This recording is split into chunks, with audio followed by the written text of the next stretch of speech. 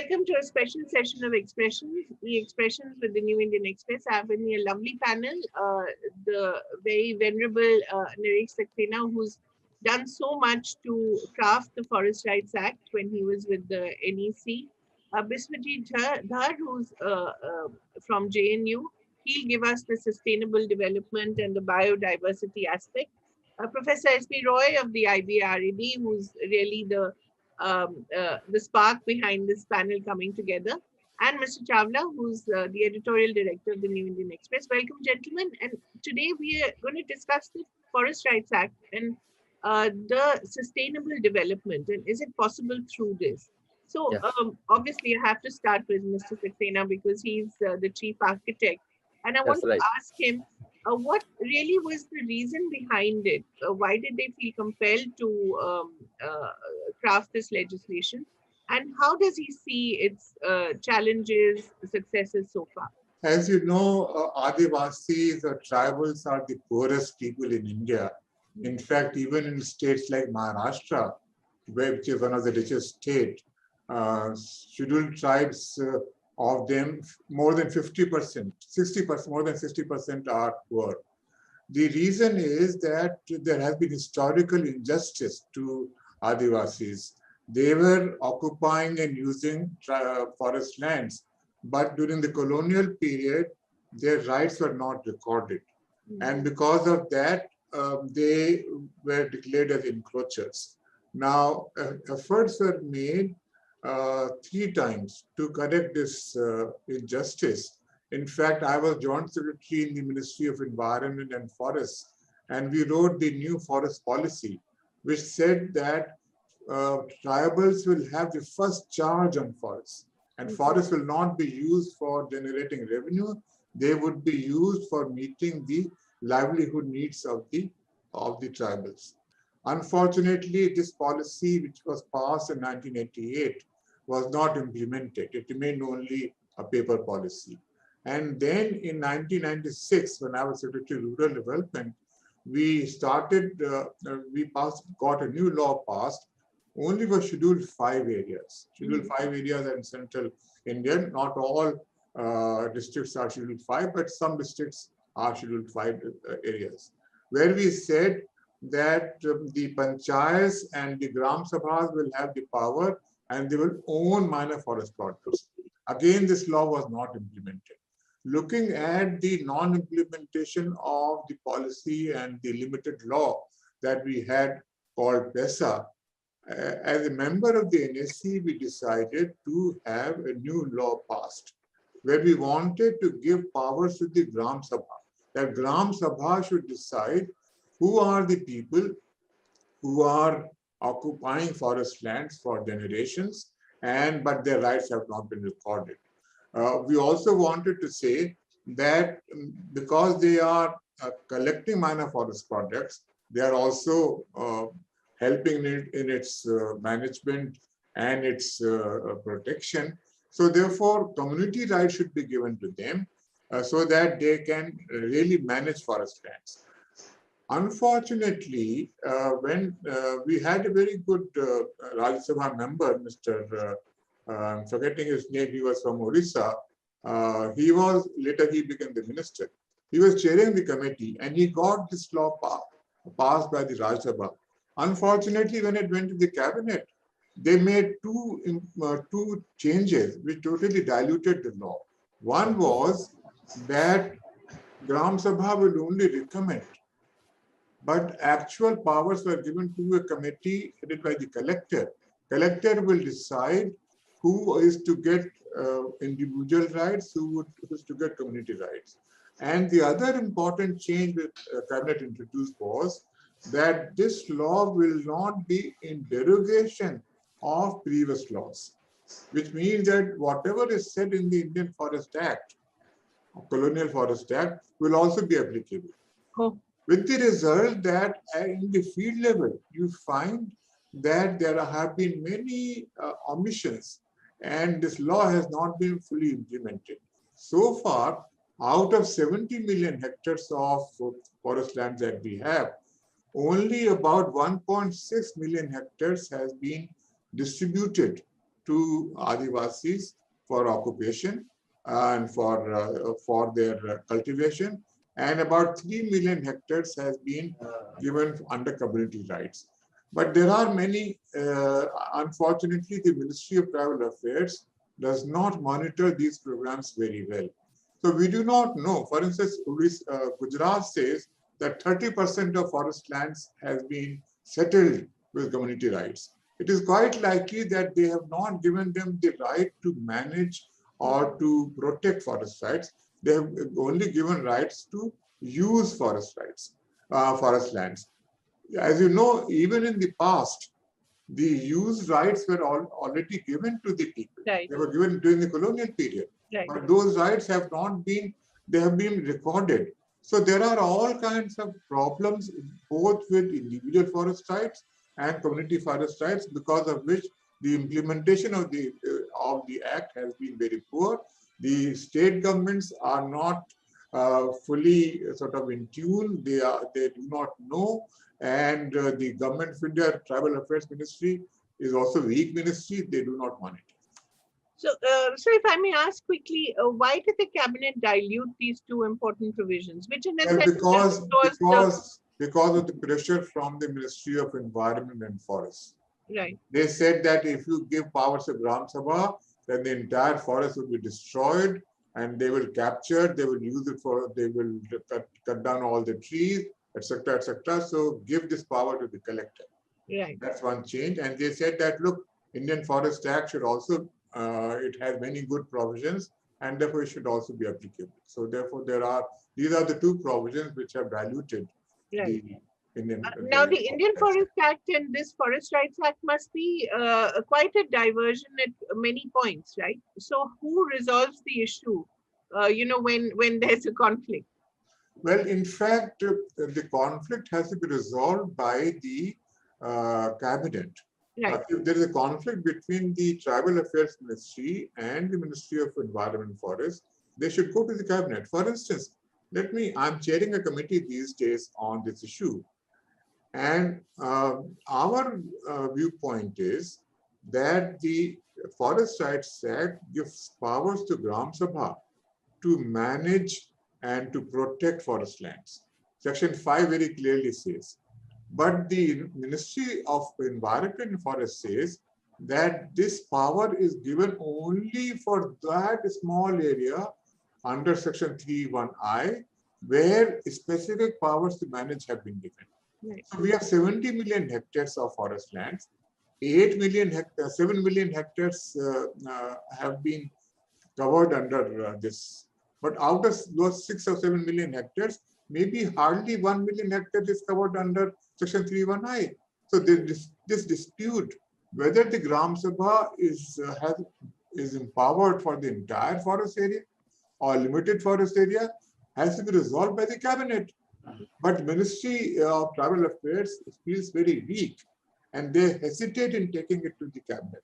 So they said, okay, I'm appointing a committee under your chairmanship. You suggest this, and then we will take a report to the cabinet. Right, right. Professor Dhar, Viswajit Dhar, may I come to you and ask you really on ground, have you seen any radical difference after the implementation of the Forest Rights Act? Yeah, see, we have, Mr. Saxena talked about, the jurisdictional issues between two ministries, the tribal affairs and the environment and forests, on what rights the tribals and the local communities have on the land and the resources they have been using, traditionally. Now, I'll add another dimension to this, because from the Ministry of Environment and Forest, there is another act being implemented, which is the Biodiversity Act. And the Biodiversity Act, it talks about conserving and sustainably using all the biological resources in this country. So there is a huge overlap between what is happening in the Forest Rights Act and the Biodiversity Act. And the Biodiversity Act talks about just not the resources, but also the associated knowledge along with the available with the resources. And it talks about, again, empowering the local communities and, sort of gives the powers to the local communities to manage the resources and have certain amount of control over the use of these resources. So the National Biodiversity, there is a National Biodiversity Authority which manages this Biodiversity Act, and this act is unique because it's a kind of a bottom up. It's a bottom up approach, because at the local level there are these biodiversity management committees, and the biodiversity management committees have there are statutory powers, and they again sort of lie alongside the Panchayati Raj institutions. Yeah. So the biodiversity management committees, which is supposed to be set up at every local level, but that is not very well defined, whether it's a village or the block or whatever, but it's supposed to be set up at a local level. Now, these biodiversity management committees are supposed to actually first take stock of all the resources that are available in that region, in their jurisdiction, and also the local knowledge which is there. Yeah. But what has happened is that until recently, biodiversity management committees were not established. Yeah. And after Supreme Court actually poked them, then in most states the biodiversity management committees have been established. But as Mr. Saxena is talking about, he's seeing Environment Ministry as a stronger ministry as compared to tribal affairs.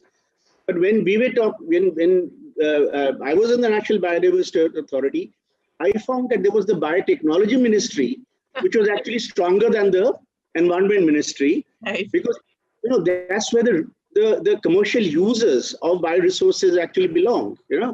So they were representing them, and also now the Ayush Ministry, where all these big Ayurvedic companies are there.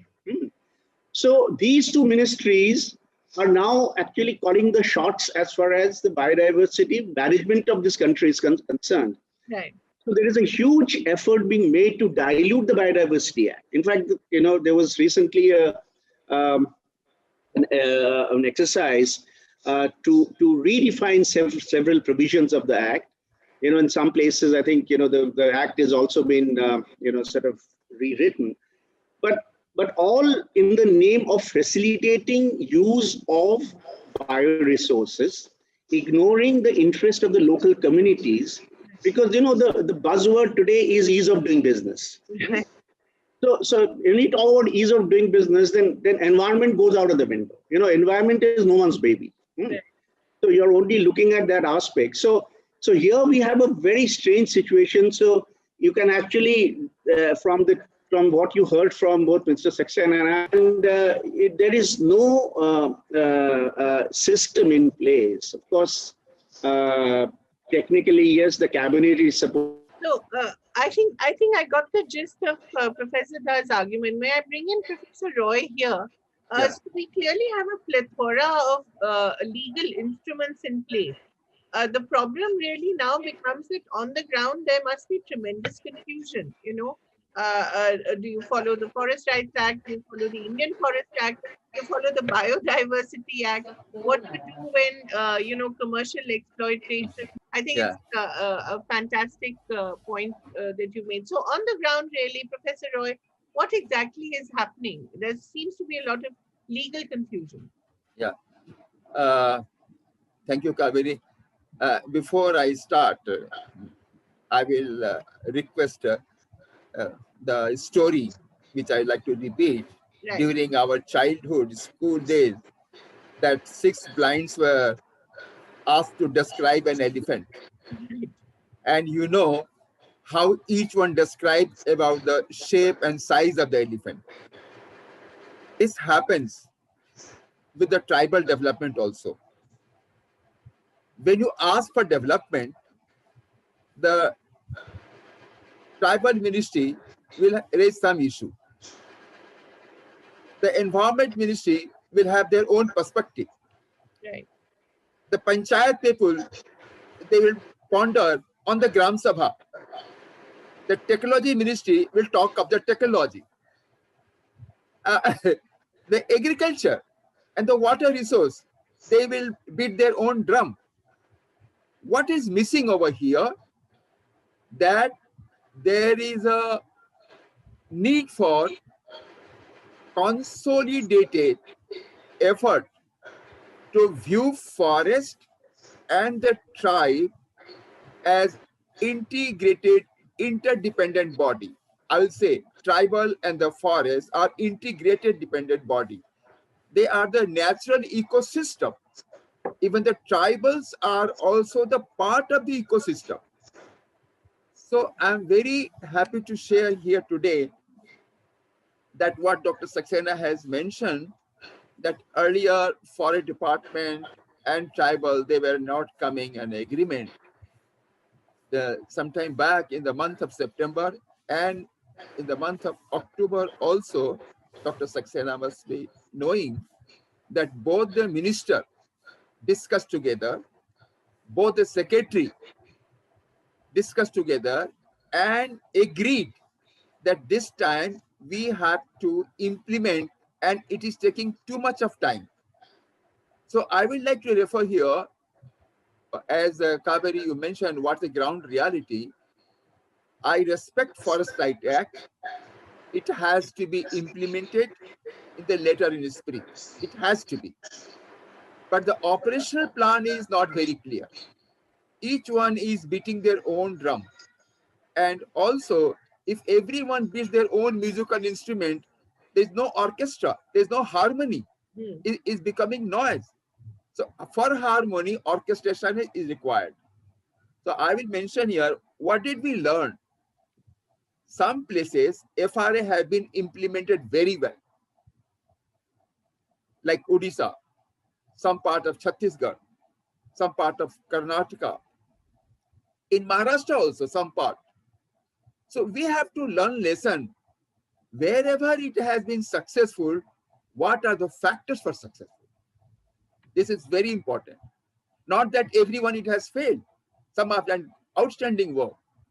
Some places there's a conflict. There are also places we have a mixed learning. That means it's growing and dwindling, growing and dwindling. So I would like to share here that the lessons which we learn from the ground, that as Dr. Saxena has mentioned, Gram Sabha has been given authority. Here the Gram Sabha has given authority. If you go through the act, Gram Sabha has given authority to identify the beneficiary, not decision maker. And instead of right, I mention here, it is more number of responsibility. And the Gram Sabha has given a list of responsibility which is not possible by any Gram Sabha to implement the act the way it has been mentioned. So sustainable use, harvesting. And Dr. Dhar mentioned for sustainable use, in FRA Right Act also it is mentioned that we have to follow the Biological Diversity Act 41.1 about the sustainable use. There is such a technical thing, limit of harvesting, dwindling, rare species, land race, and then also indigenous knowledge, IPR. It is made such a detail that Gram Sabha, why Gram Sabha? Many experts cannot understand, comprehend also. So the first difficult point is that after learning from the ground reality, wherever it's been successful, then how they have been successful in Gram Sabha, some places, because there has been facilitation by some NGO or some expert or even the forest department for building capacity of the Gram Sabha. So this is the requirement, preparedness.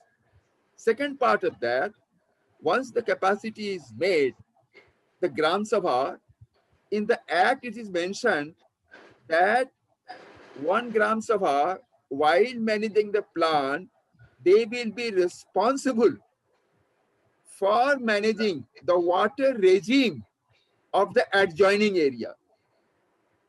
Look at that. I can manage my Gram Sabha. So how my Gram Sabha can be adjoining area? That means somebody of number of Gram Sabha should be able to see the adjoining area, because I will manage my own. The third point is that these are the difficulties, challenges. The first point, lack of competency. Yeah. Second point, too much expectation, technical expectation. The third point, that adjoining Gram Sabha, there has been some work. Fourth point, it is mentioned the Gram Sabha will form their own committee to seek expertise. Now, where are you going to get expertise in the village of the knowledge of ecosystem, water regime, micro planning, sustainable use? These are the technical things referred in the Act. So in the name of rights, I tell, in the name of rights, it is too many of responsibility. That is the problem. And it has launched without preparedness. So the preparedness is missing. And the last point of the governance. The governance system of human society is such, anywhere, that unless there is a structure, accountability, monitoring, and measure of the outcome, no governance system will function. Even in your organization, if the accountability is not marked, if the monitoring mechanism is not marked, if the action and reward is not marked, even our own governance system does not function. This is the minimum requirement of the governing system. In the Gram Sabha, I can mention such governance system is not spelled out. It's a labyrinth. It's an amorphous body and driven by the political lobby. So the poor tribals, they are carried away by the act, and it is such a challenging, it is not to be implemented so smoothly. So preparedness, governance, and accountability. These things has to be there on the ground. Right. Mr. Saxena, may I come to you with these points that Professor Roy is raising? Surely all these must have been considered when the Act was formulated. Right. And of course, we've seen the Panchayati Raj system in effect for many years now. And it's been quite successful. It has produced new leaders. It has, resolved a lot of issues. So why is the Gram Sabha, which has been in existence now for many years, not been able to grasp the legalities or the technicalities of this Act? Well, in Before, just I'll interrupt here. Both Sure. Sorry, my apologies for you, because I'm getting a little confused now. It's a very technical subject, because subject is sustainable development, tribal and whatnot, and it connected with tribal forests and whatnot. I want to understand from Mr. Saxena and everybody else, because definition of forest is still confused. So when you talk about forest, when you're talking about sustainable development, the tribals will be bound by the same Forest Act that they can't be able to fell their own trees inside the area and take a permission from whom? Sustainable development of a tribal land. Because why discrimination between tribal forests and non-tribal forests? There has to be some kind of some justification. I'm the journalist, I'm totally illiterate in this area. So tribal is a sociological boundary or an economic unit like others. Your forest is a unit which is applicable whether it is tribal land or whether it is non-tribal land. Another problem is arising that if I grow tree in my farmhouse and 1 week later it declared the forest because it's 100 trees more than per acre. That way all the 100 in Bangalore should be declared a forest. So I don't know, because I can't add new trees. I can't cut my trees if they're excessive. They're going over my roof. I can cut them. They can demolish my building, which is I planted because I wanted trees to be around. So my question to both of you is, when you say sustainable development means the total development of the tribal area. I'm assuming the tribal forest is different than the forest owned by non-tribals. There are two different laws applicable to them. The sustainable level, can they be able to open a hospital there? Will they be able to open a college there in that area or school for which the land will be required Also, the land trees have to be cut. So I don't know. Supreme Court judgment in Balabaram case says if there is grass in your land, that is also a forest. No, let me clarify some of these points. First of all, Forest Rights Act gives powers both to tribals and non-tribals. If they are forest dwellers, there is not much distinction. They also have a right to manage or to be given land which was already under the occupation. See, let's not put the entire blame on the forest department. There are many things which can easily be done by the district authorities. For instance, when we have regularized occupation of, say, about 7 million tribal families on forest lands, why don't we try to ensure that its productivity improves by linking it with NREGA? Why don't we ensure that their records, their right is recorded in the land records so that uncertainty is not there? Why don't we also see that the total production of minor forest products increases? After all, even if you give right to management to Gram Sabha or to local communities, unless the entire production of minor forest product increases, it will not help them. And very rightly, as has been pointed out, that biodiversity and livelihoods are interconnected. For instance, earlier up to about 1990, the general silvicultural practice used to be that you plant the same species of the same age in a given place so that its harvesting becomes easy. So you destroy natural forest, plant teak, so that teak will be then harvested and it will give increase revenues. But this has been given up theoretically, because what happens is once you clear fell tree, such trees, there would be barren land and it will be occupied. So therefore, the new silvicultural practice says many species of many ages, so that there is no soil erosion. There are species which give minor forest products. Unfortunately, we have not emphasized this. We have also not, our focus should be on increasing production of minor forest products, on improving the access to these minor forest products, and then to see that these are marketed very well. As you know, farmers have been, there is minimum support price. There is minimum support price for some products which are gathered by the tribals, but the budget is very limited, and whatever budget is given, it's not being spent. So therefore, unless we give a good price to tribal women for the products that they gather, they are exploited by the contractors and middlemen, and they hardly get anything. Plus, of course, there are many minor forest products like bamboo, which has not been included in the category of minor forest products in some states. And some states have monopolized rights over minor forest products. They say, no, tendu cannot be collected by people. It cannot be marketed by them. It has to be marketed only by the government.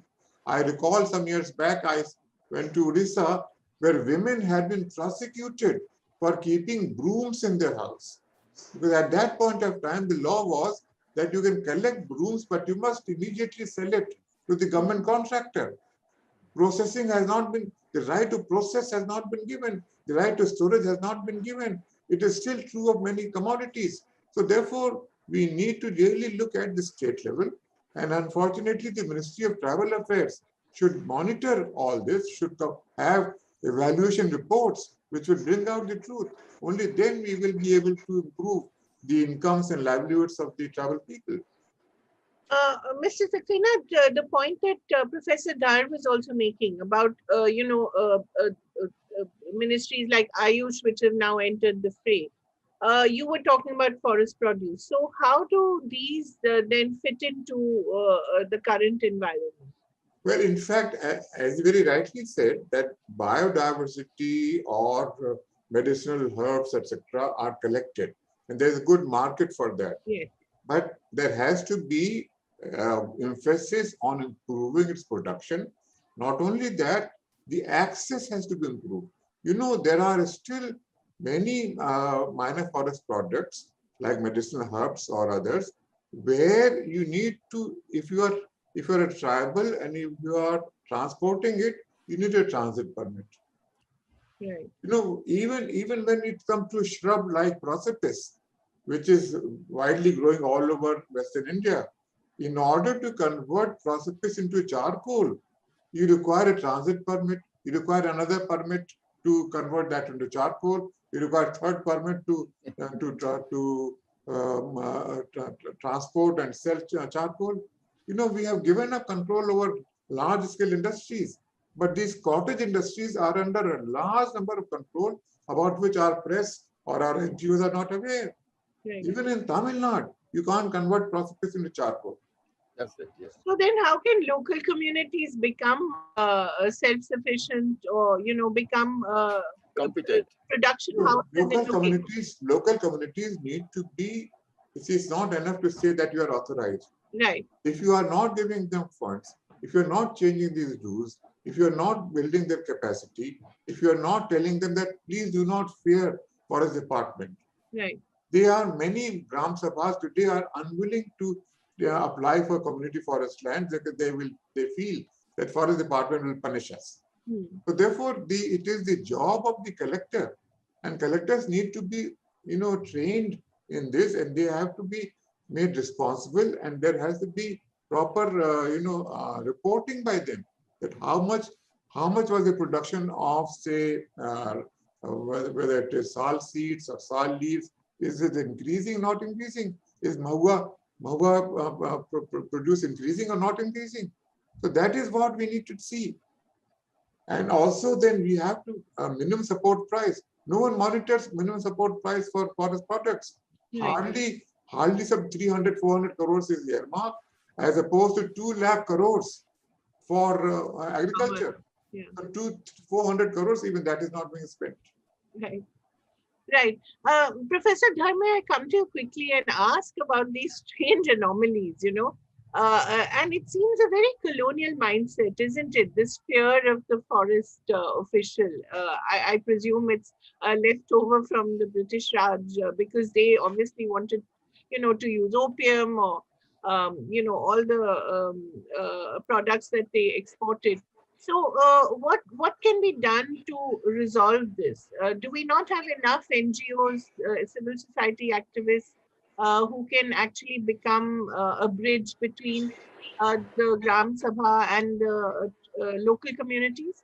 So no, I think the real problem is that, you know, you have this the Forest Act, which Mr. Saxena was saying that, you know, it will actually run concurrently with the Tribals Rights Act, and the foresters will never give up their rights, and you know, so they feel that they have a complete control over forests, and like the British Raj did, you know, with the same mindset, they actually control the forests and treat the tribals and whoever, you know, sort of in and around the forest in the same manner.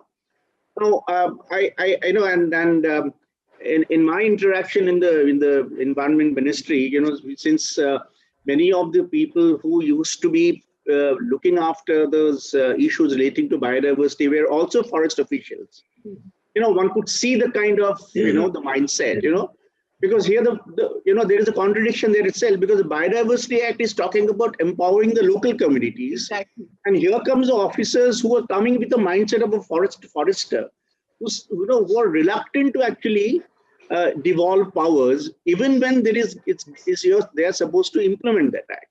Yeah.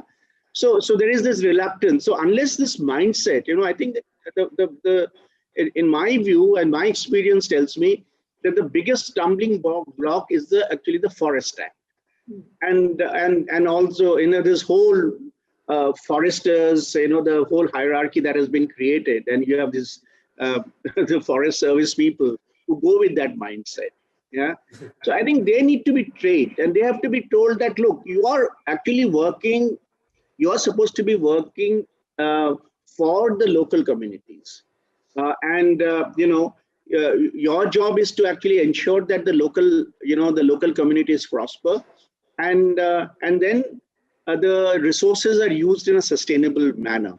Yeah, because the rate at which biodiversity is depleting in this in the world, and also in India. In India, we hardly take stock of the rate at which biodiversity is depleting. It's going to be a very serious problem going forward. So the problem, as I see it, is the following: that we have a number of acts which are talking about benefiting or empowering or sort of uh, um, improving the lot of the local communities. But all these acts are actually running at cross purposes. So you have the Panchayati Raj institutions which are at one level. If the Biodiversity Act which overlaps, and then they have a member of the Panchayati Raj from the panchayats who's a member of the biodiversity management committees. Then you have the forest dwellers, their rights coming in. So all these acts are there, but there is no coherent system in place which is aimed at benefiting the people for whom these acts are made. Yeah. But these local communities, tribals, non-tribals, there's a definitional problem. Who's a tribal? Who's a non-tribal? All those issues are there. Where do you draw the line? Who is a local community? Because the local community also includes tribals. Yeah. Right. So the problem is that no one is trying to work through this, the different laws which are there, and trying to bring it in harmony, all these laws in harmony, so that the basic purpose of these laws which are benefiting the local communities, that is served. Yeah, I don't think, so what has happened is the different ministries have these acts, they actually they own this act. And the classic problem in this country where everyone works in silos, all these ministries work in silos. So tribal affairs, will look at their act. Environment will look at their act. Within environment, there are two acts which are running. I'll intervene again because my problem which I raised, because I'm reading about it. Yes. We're not able to have a law which defines forest. Supreme Court has given a definition. Mr. Saxena talking about it, right. The revenue records. I want to ask Mr. Saxena, if the revenue record says it's not a forest, can NGT declare it a forest of a private land? In fact, for 40, 50 years, I'm giving examples of various states. I've done the stories also. Various states have said, okay, this particular area doesn't fall in forest for the last 60 years.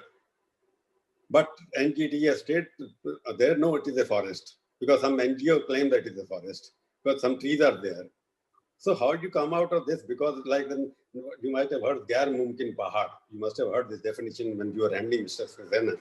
Gair Mumkin Pahad says that nothing can be grown in it. It's a definition given by foreigners when they were here.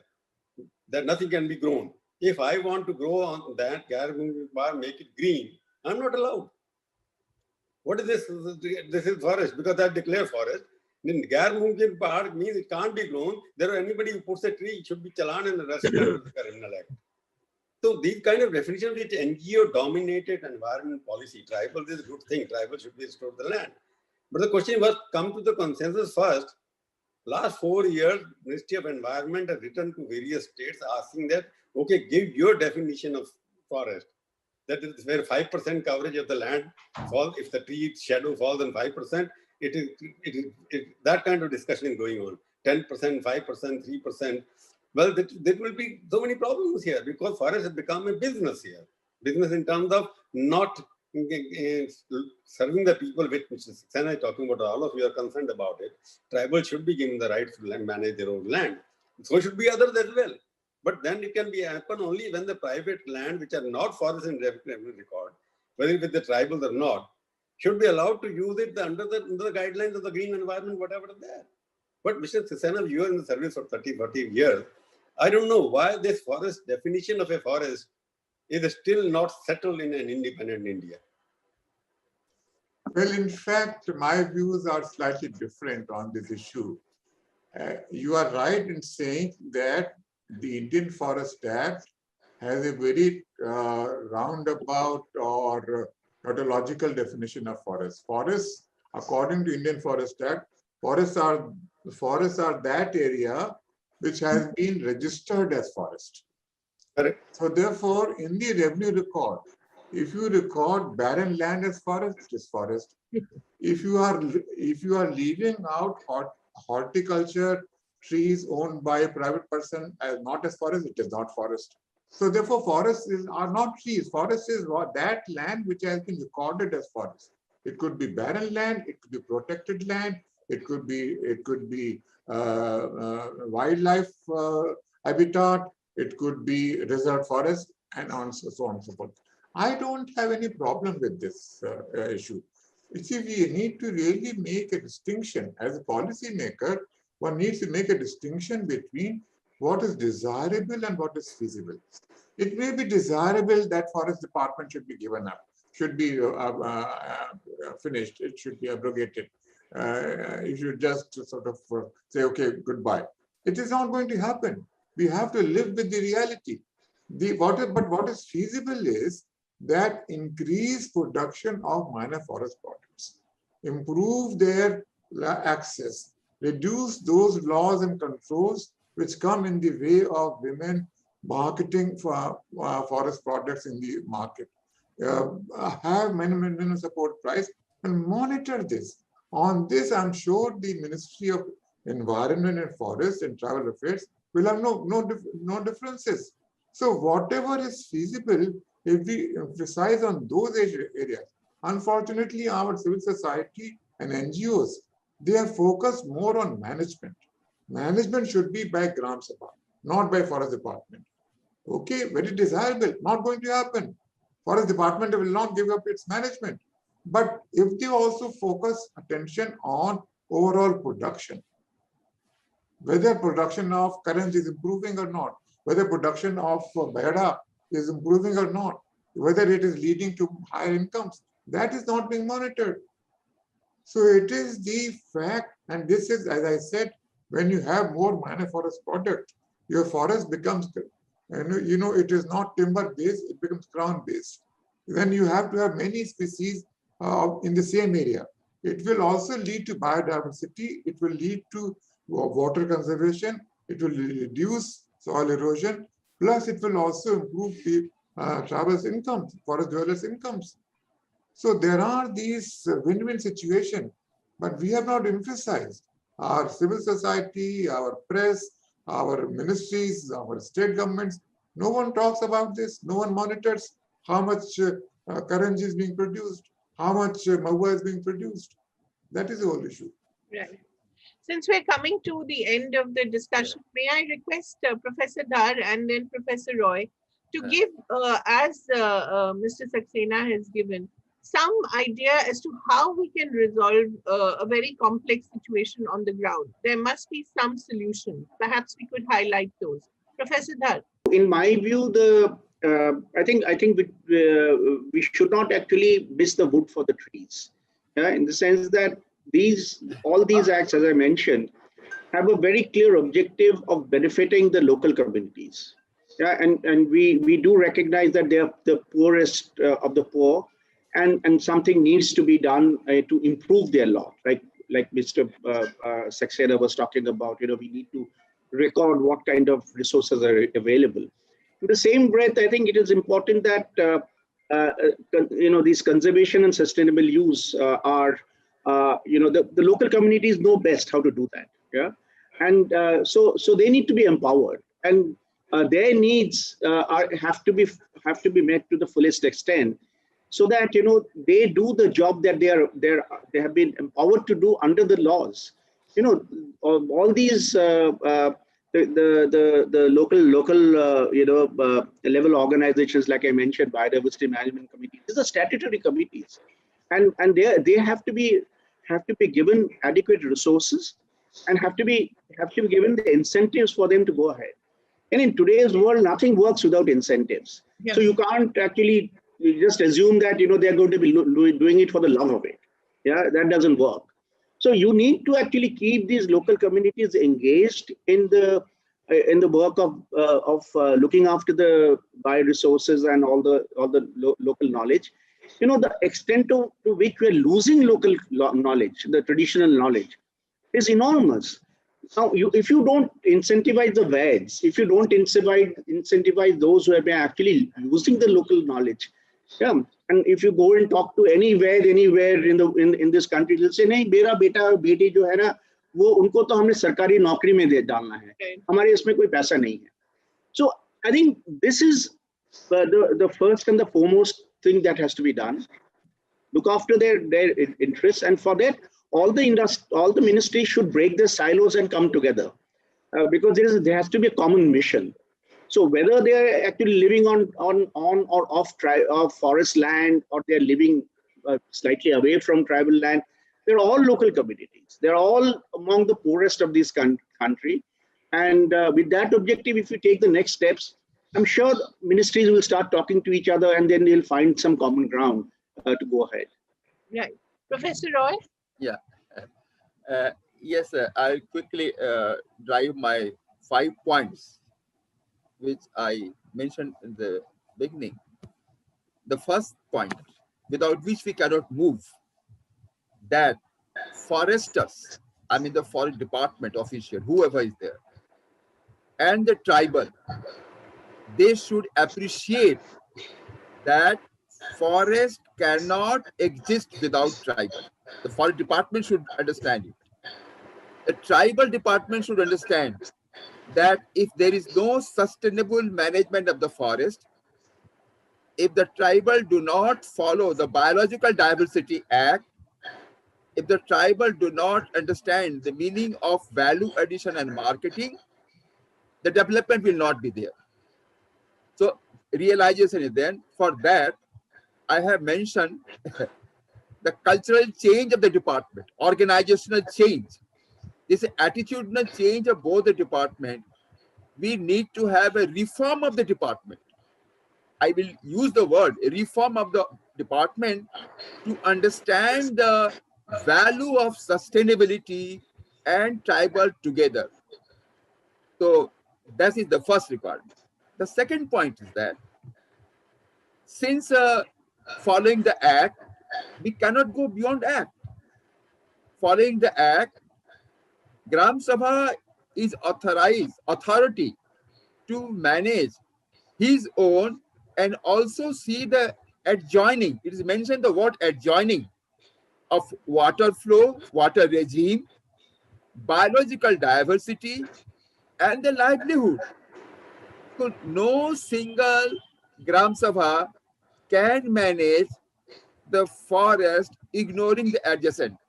So my second suggestion is that keeping the group of Gram Sabha who are interdependent, there has to be either at subdivision level or, as Dr. Saxena has mentioned, at the district level, some authority for periodical monitoring of biological diversity, livelihood, and more importantly, for the sustainability.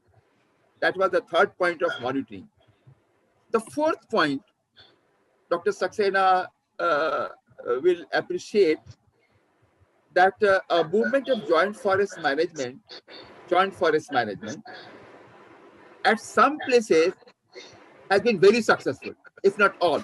And as per our study, what I'm saying based on my study, as per our study, whichever is Gram Sabha is very successful in implementation of FRA or Biological Diversity Act, there the relationship with the forest department is also very good.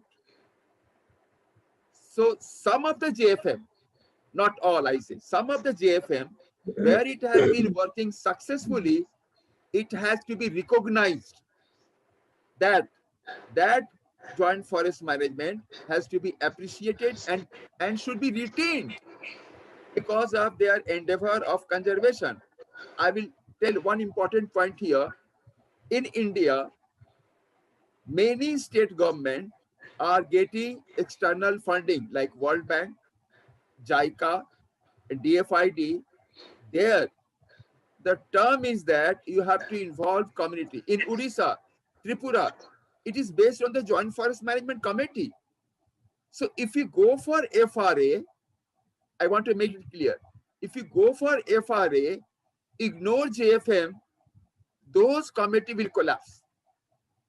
Because the funding is based on the collaboration of work. The collaboration is very, very important. And the last point, here, the forest fragmentation has to be avoided. Dr. Saxena and will agree, we were talking, as per the FRA, many individuals are given individual forest, individual. We have studied, hardly some of them are utilizing it 100%. It's lying barren. So there has to be monitoring. Those tribal who are given forest land, how they are managing.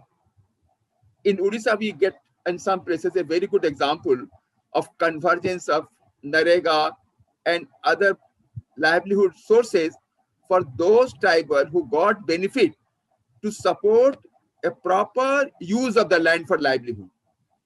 Otherwise, by handing over land, if government thinks we have done our responsibility, the job is half done. The purpose of sustainability, livelihood lost. So, organizational change of forest department, monitoring for sustainability, building capacity of the Gram Sabha, working with the forest department and management, and those who are given land, post grant of FRA, how they are working. Otherwise, the purpose was not handing over land. Purpose was for sustainable management. That has to be monitored. This is what I want to say.